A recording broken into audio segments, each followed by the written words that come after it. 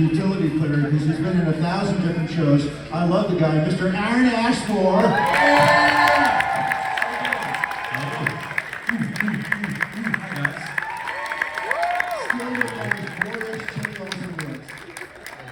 How you guys feeling today? Nobody gets hungover? Is that, okay, maybe a little hungover. Good morning! Get comfy. Is this where we're sitting? Next up, I'm gonna sit on your knees. she's super powered. Join me in a warm welcome for Laura Vandervoort.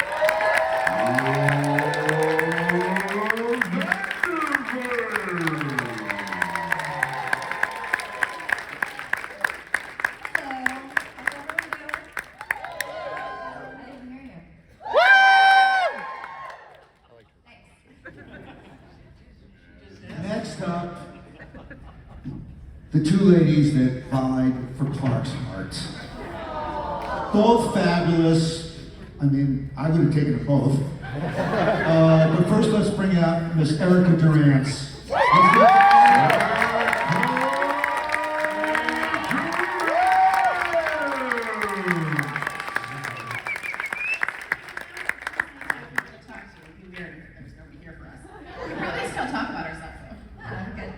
And the girl he left behind was Kristin Kreuk.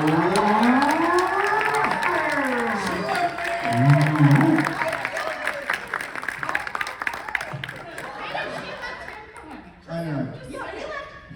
You were such a good couple. Awesome. By the way, you two ladies were incredible last night. You were fantastic. Weren't they great?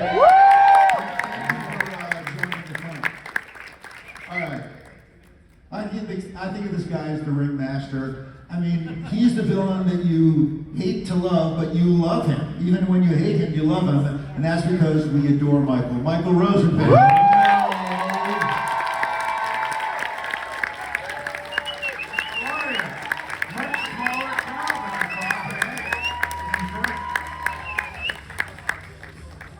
This is the gold customers.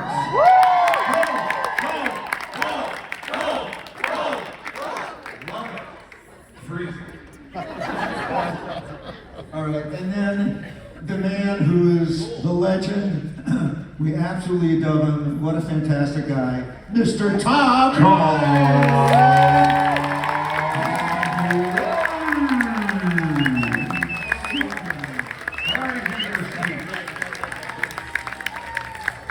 Remember, vote Lex in 2024. Honestly, it's a better choice than what we have. We are going to start this thing as a frenzy. We have microphones on both sides, so we're going to take questions from both sides. Of course, Rosenbaum is going to interrupt about 1,000 times. But before we do that, would you guys indulge us? Just stand up. Everybody wants a photo. This is an incredible moment. I want a photo of myself and my son and me. So let's hear it for the incredible cast of Smallville, ladies and gentlemen. Go ahead and take the photos. We'll take a minute or two to take photos, and then we'll turn it over to them. All right, now put your cameras away. Did everybody have fun last night? Wasn't that awesome? That was so much fun. For those of you who weren't here,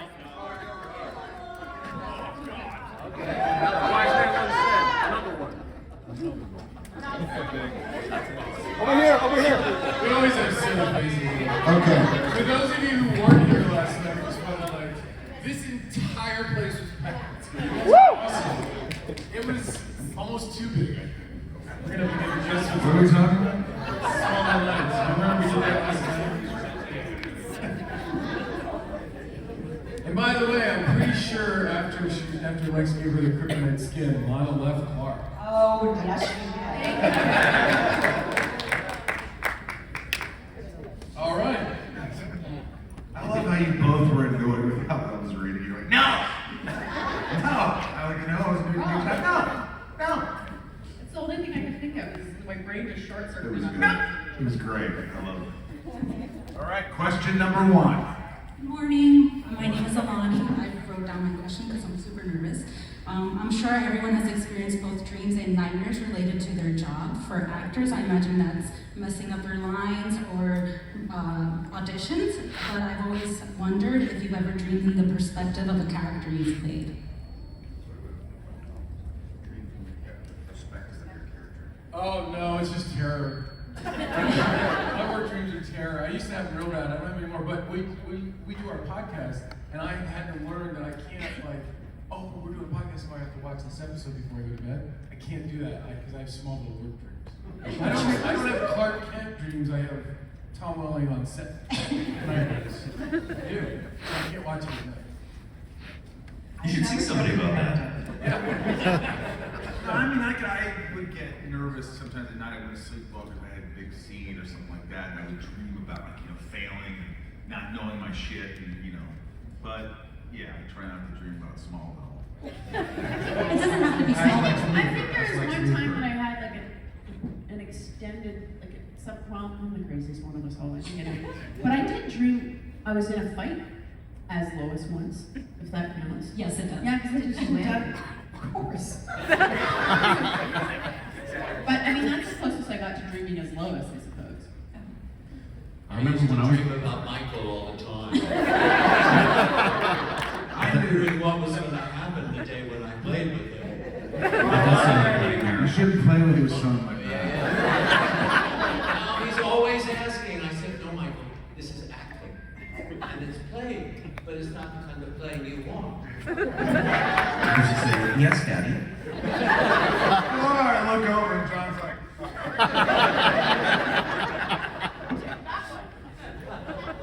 all right, next question. Thank you. Aaron. I still remember for when I was shooting Smallville, for some reason, I would have nightmares about my teeth falling out. You guys I've had those. It's like I was What is that? getting ready to go to work. Fear, lack of control, I think, is one of them. Anyways, that was a terrifying thing when I was doing it. I'd be pretending to brush my teeth or getting ready, and my teeth would fall out. And it happened all the time. The irony about that though is working with you on set, you always seem so relaxed and prepared and fun. Oh, it's terror inside, man. It's a ball of anxiety and terror. Yeah. Performance anxiety, right, Michael? Michael knows. Yes. I mean, haven't we all had it? No? I guess you're all too freaking cool then. Okay, next question. Hi guys, I'm Janine. Nice to meet you.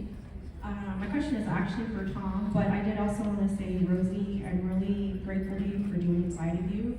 I think that podcast is amazing.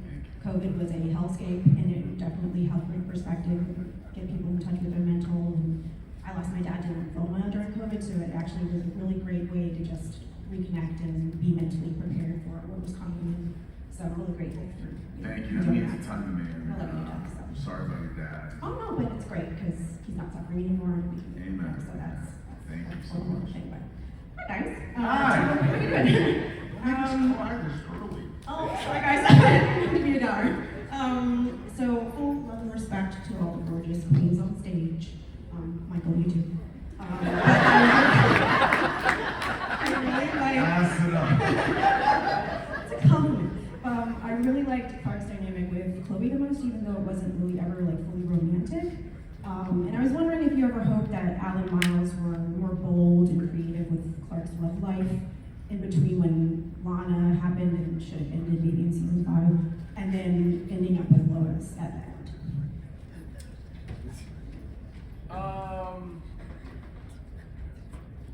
To be very boringly honest, I didn't have the wherewithal or the perspective or the experience to ever really ask or think about those things. I mean, I was really just focused on the day's work or the episode's work. Some people were like, oh, did you know this would happen later? No, I didn't know anything. Right. I was sort of just treading water most of the time. And I think that in the podcast, we're in season 5 now, and Clark quote unquote breaks up with Lana or whatever. And they set it up pretty good that Clark needs some space for himself. Right. We'll see what happens from there because I don't remember what happens. But no, I didn't have any I didn't like call Adam Miles and say, Clark needs a girlfriend or something. Well, and I love Tom Bell. I'm glad that you guys are going through the show and you can have a different perspective and Yeah. really get into it. So, glad you guys think. Thank you.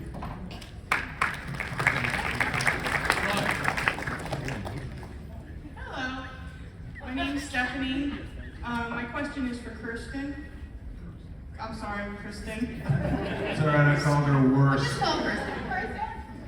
So, Kristin, I've seen you in Smallville, Beauty and the Beast, and I love it when you get the action and you're just kicking butt. Beauty and the Beast, it seemed like you got more chances to do that. So, with all that training, do you think you could take Michael or Tom? Oh, for sure. Maybe. Michael. I mean, Tom, there's no way. Tom, he's like grabbed my arm in a scene once, and I just had bruises. Honey, you can take his knees out? Yeah, Michael, I don't know. I'm feisty. Very feisty. I'm losing Back problems? Just chop him in his neck. He's I play hockey and I wrestle. Don't F with me. You know what, I will say this, we did an episode, I don't know, season 3 or 4, where we were like in China or something and you get possessed. And, you know, I had done some wire work on the show, but I'd never seen Kristin do any of it. I didn't know what preparation. And she gets in there and they hook up these wires, and she just like flies through the air, and I was like, I love it's wire that work. easy? It's But so she made fun. it look so easy. She's tough. You are. You, She was Laura, like and spinning Eric. around You like guys are all jelly. tough. The three of them are, honestly, I'm not just saying this, they're really tough. I've seen them on set. I've seen them like, you're strong. You're strong women.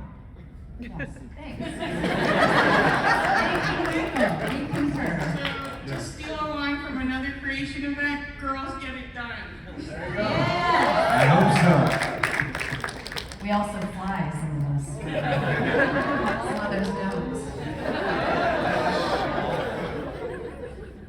We're gonna take a picture. Hold on. You go ahead, don't wait for him. We'll be here all day. You can ask the question. He's just gonna keep going.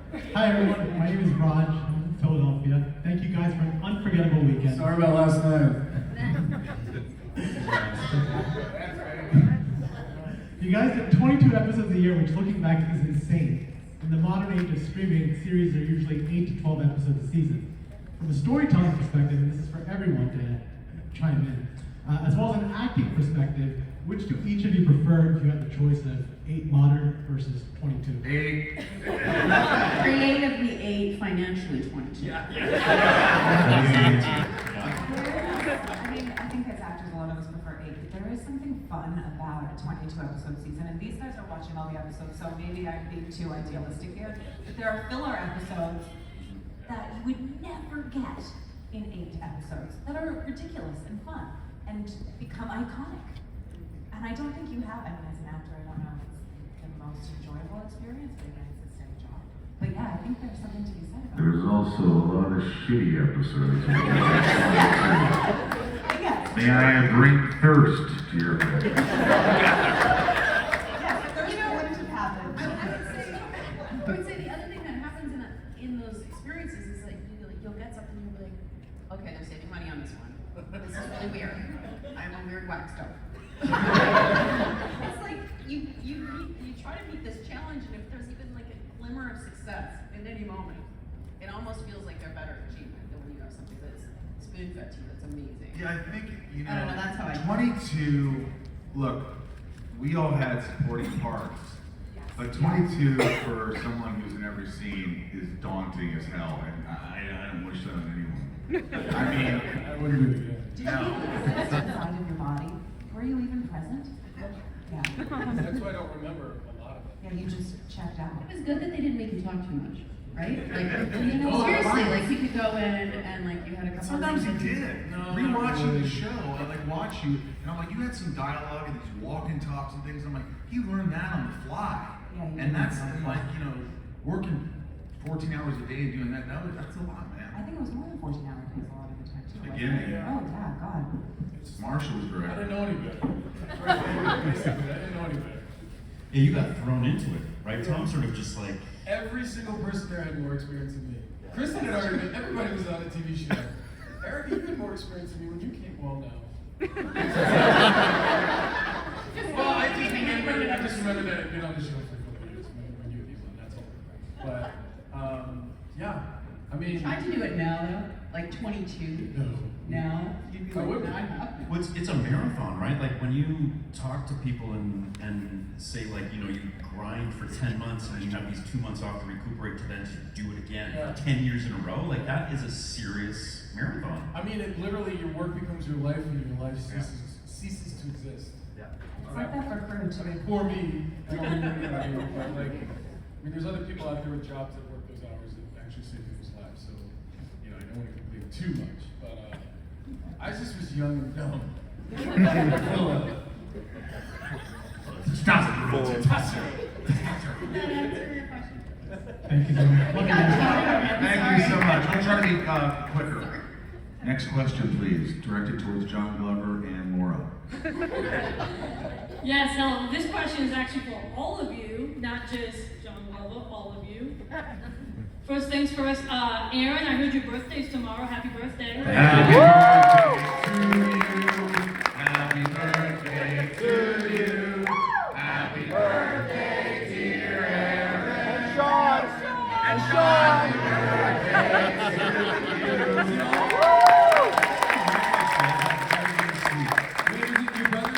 Happy birthday to Sean.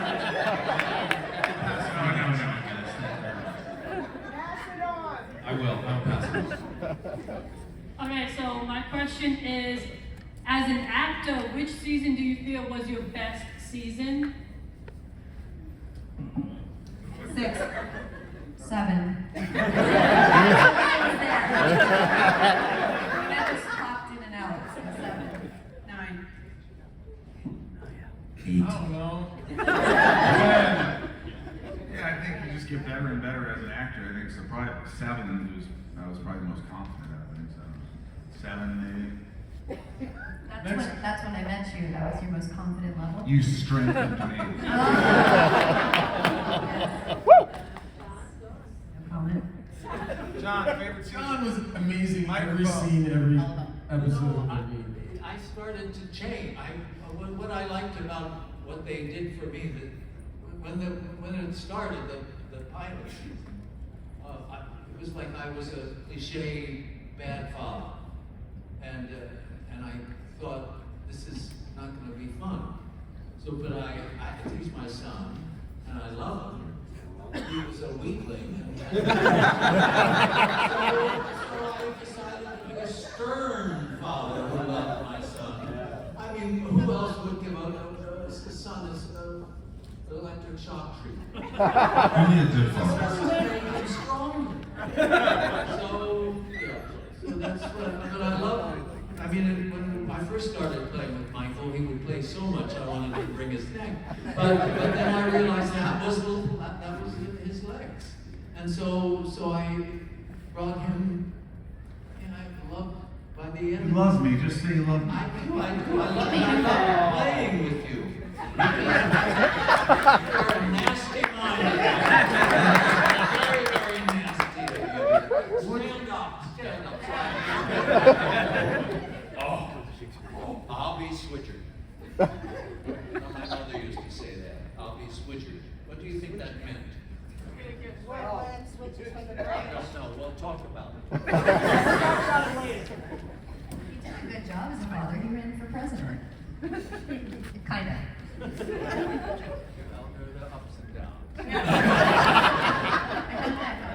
Did it answer a question for you? Do you feel satisfied?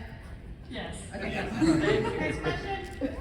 Hi guys, my name is Sindhu. Thanks so much for an amazing weekend. My question is for the entire cast. Rewatching my favorite episodes this week, I realized that many of the songs in the episodes were so beautiful. I feel like modern shows don't really use great bands like Coldplay and U2 in the scenes anymore. And I wanted to know what your thoughts were on Smallville music and if you thought it added value on top of your incredible content. Definitely. I mean, where I really saw it was when I would direct an episode, and I would go down and do the edit of the scenes, and it'd be like, yeah, and the editors would be like, hold on, and they'd put some version of music over it, and it really and it really helps the emotionality of the scene. It's very effective. And the reason why some songs are in, some aren't, is a lot of times cost. Like it costs a lot of money to get like a U2 song. Yeah, like that song that Johnny Cash did, We Covered You Too, with me and John, where I'm in a straitjacket, Hurt. That was like freaking epic. That was an epic song. So it's so important. That's like a very. I think that was budget oriented, all of it. Yeah. They played, you know, that song. How does it go? Hurt by U2. I lost myself today. I didn't watch the show. Then why did you laugh? It would make me self-conscious if I walked. I just wanted to be there. I get it. Absolutely, I didn't know that. Yeah. Next question. Good morning. My name is Jennifer. Hi, Jennifer. Good morning. Hi. My question is for all of you, and it is if you could go back in time and tell your future self something like a life lesson, what would you tell yourself? How much time do you have?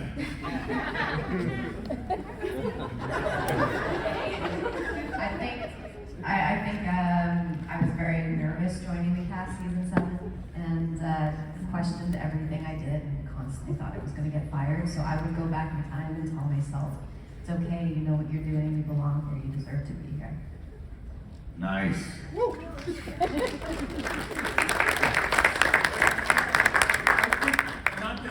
I mean, listen, these are funny questions because it's not. It doesn't make any sense, actually, the question, with all due respect. I can't go back and tell myself, but I think what I would have liked back then was a better understanding to enjoy myself. I don't think I really enjoyed myself. Yeah, I was too busy, I was too like wrapped up, and I think I would, if I could go back, I would just be like, dude, chill. Like, take a minute, this is kind of cool what you're doing. Like, remember to have fun with it. Yeah, I think that's important, Tom. I insist on having fun. In your life, you just have to, anything you do, you have to add an element of fun. And if it's not going to be fun, don't do it unless, of course, you have to do it. But try to enjoy your life, enjoy the time you have, and try to be present. They always say that, but like, how many times are we somewhere and we're just thinking we're somewhere else, we wish we were somewhere else? What was that thing you told me you heard about the past and the present? Yeah, he was talking about My that so therapist. much. Yeah. My therapist is no longer with me anymore. He didn't die. I fired him.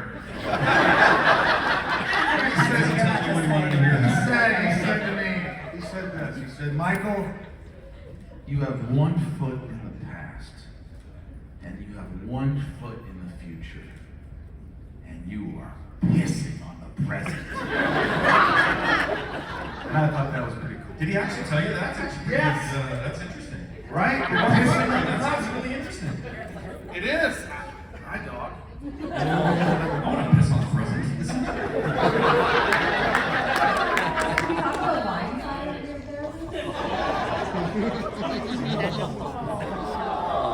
All right, next question. Hey, morning. So obviously many of us were introduced to you all as actors on Smallville, and yet you've had meaningful work beyond that show. And so, in that vein, and this is a question for all of you, I wondered if each of you could share a movie or show that you admire from at least one of your fellow castmates on stage.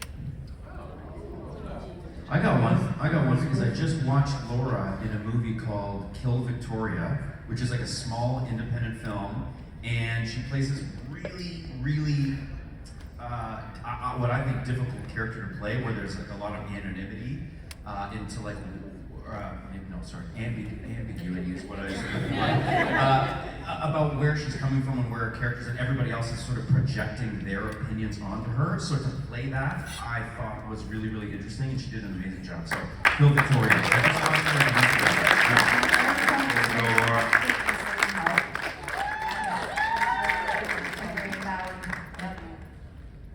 I think I know your name, Partner Truth.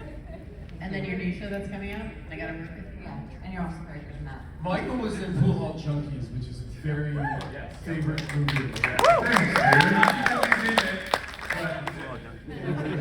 I like Michael in Midnight in the Garden of Good and Evil too. That was good. You saw that? Of course. Thanks, man. I like John Glover in everything. Yeah.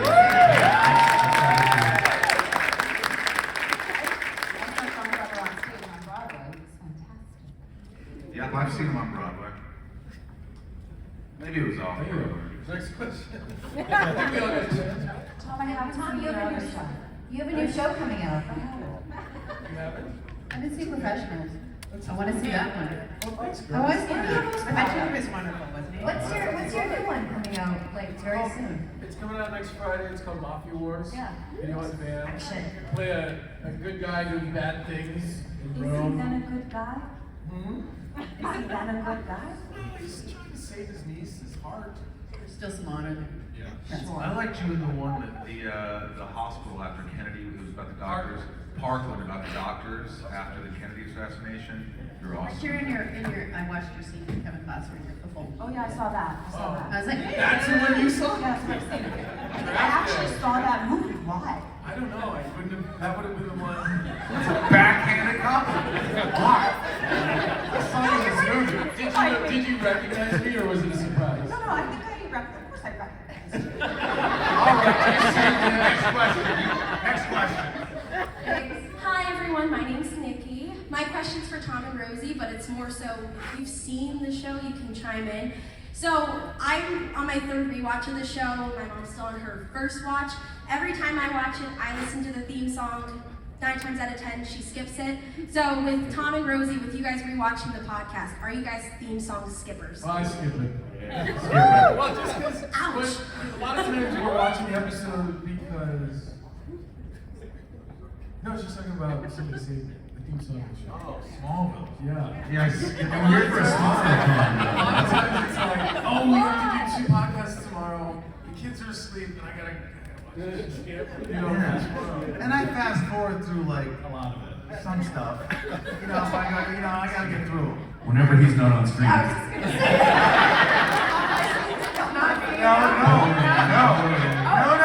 I watch everybody's scene. He's talking about the performance. I'm talking about like fight scenes, like, you know, it was a little much, like when someone's fighting and you got like an axe down the hallway. You're like, You didn't watch that. Chloe. I watched it. It was pretty intense, but then I started to go, okay, wow. I get it. Yeah. I do that with You all. have to move pretty fast for you, so I understand. Yeah. It's true. You got the concept moving on. But I definitely enjoy your performances. Yeah. There's another thing that I do a lot of times when I read scripts, is if it's a fight sequence, when the first time I'm reading the script, I'll skip that. Yeah. Because it's gonna change. It won't be what it is. And that's not what I'm looking for when I'm reading a script. I'm looking for a character, who these characters might be, as opposed to how they're gonna fight. Next question. Fair enough, thank you. Thank you. Right over I here. think we have like 5 minutes. Is that Bob? Bob Dukes. Safari Bob! Order VG1. How far are you all? Thanks for the book, by the way. I'm keeping it. Oh, absolutely. Yeah. I think you're gonna enjoy it. This is a question for John. I'm gonna follow up on Pat. He took us down a nice road. John. Yes, sir. I love you, but I didn't like you for a while. Because you scared me. Alan Rainey. Here's your microphone. Oh, I like to scare people. That's sort of my thing. Alan Rainey. Oh, you know, I just watched 52 Pickup night before last. I hadn't seen it for 31 years. Where? Boy, was I a motherfucker. Dude, it was so funny. I said to John, I know, but hang on. I said to John, I said, you are really good in that. He goes, I know! I'm really good! And I didn't realize how good. I mean, I surprised myself when I watched it. You were good. But it was What's your question? What is your question? Where did the evil come? How can you do that to Anne Margaret? You know, Anne Margaret, we did a read of the play before, the script before. She came over and I thought, I was so excited to work with Anne Margaret. I thought, oh my God, maybe we'll become friends. Well, after we did the reading, she came over and she said, John, look, I'm not a trained actor. And you remind me of one of my dancers, and I love him so. So, would you, whenever you're with me, could you just stay in character, please? And I thought, oh, no, I'm never good. So I just stayed away from her. I mean, she's so sweet and nice, and I played such a son of a bitch in that. Karen, oh my God, but did I have fun playing? You did. That's awesome. And I mean, if you have children and you want to watch the movie, don't let them see it. I mean, it's almost, but it's a really, John Frankenheimer directed it, and it's a, it's such a nasty. Next question. That was great. That was great. Hi, my name is Lila, and my question is, what was the most difficult part about playing your characters on and off screen? John, start. We'll go down the line. What was your most difficult part about playing your character? I was too happy. It didn't seem difficult. I mean, I had a blast every time I played with one of you. There you go again. I know I'm proud too. Did you go to church this morning? I don't think so. This is our church. Okay. Who didn't go to church today? All right, at least you're honest.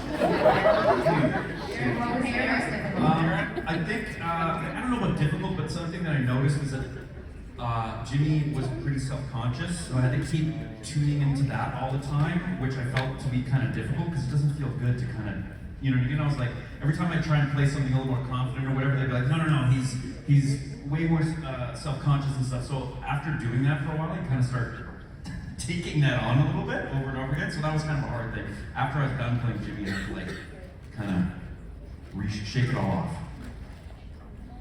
I mean, this is kind of a joke answer, but probably the wardrobe was the most difficult part. And then them fitting the harness underneath that said wardrobe to fly. There wasn't a lot of room. It was a bit uncomfortable, but like the rest of it was a joy. But I would say the wardrobe was the most difficult part. You've piqued my interest. I mean, the Daisy Dukes in a crop top don't really help with double harnessing underneath somehow. But they invented a new harness just for the wardrobe, so. Yeah. It's so Yeah. So that was it. I think for me, actually, it was they had her making a lot of different transitions always, and she was always doing something different. Although I liked it, there was a level of energy and positivity and kind of almost mania that I had to bring to it for myself to be able to go from here to here and fight and laugh and all of that kind of stuff. And there are aspects of me that are very, very shy. So I actually found that I had to kind of step into this more extroverted version of me. And sometimes I got tired. Yes, I don't want to do it no more. I'm gonna go with off screen because there were lots of challenging things, obviously, on camera. But I think becoming famous was really tough. That was really, really crazy. Those first couple of years. And then it, evened out and whatever. But those first, it was wild. Yeah, that was challenging. I'm freezing. So cold. It's no joke. Really cold. I'm actually a little cold. That never happens. I think the only thing I think of is I always was trying to be great. I was always trying to be perfect. I was always trying to be, and I think I obsessed over it, trying with my performance and things. And I just. So was Lex, by the way. So kind of yeah, but I just, that was the toughest part, was just letting go and just saying, hey, you got it there. Just do your best and move on. And it took me a long time to sort of figure that out. Well, the funny thing about acting is one of the first things they tell you is if you're happy with your performance, then you're not in it.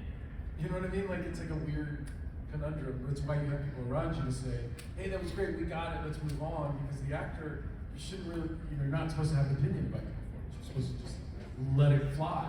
I mean, listen, it was all hard, but at the same time, it had to be what it was. To get us here now. That's kind of how I think about it. Yeah. It's felt like Kristin. It was all Kristin was. I always felt like you just, you cared and you did it, but you also let it. Felt like you let it go. Like you just went home. You're like, hey, I'm not going to ask. I'm not going to talk about it. It is what it is. Yes, to a degree, but I also didn't have the avenues to have exert control in ways that we do. At least I didn't perceive that I had the avenues to do so. So it was a little bit different. You know, wash your hands when you walk home. But I wasn't number one on the question. It changes everything. I think when you're a more supporting character, it's easier to walk away. Next question. Well, forgive me, Wade, they pulled the plug on us. No! But please join me in thanking our wonderful cast of remote You guys! Aaron Ashmore! We're gonna be flying here. People in life, say hi. Kristin Kreuk, We love you!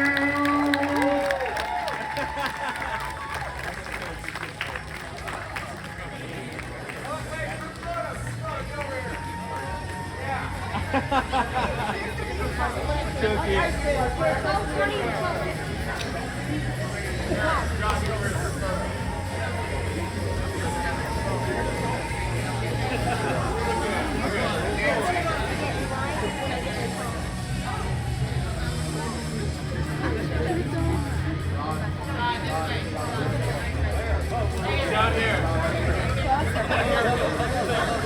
Where now?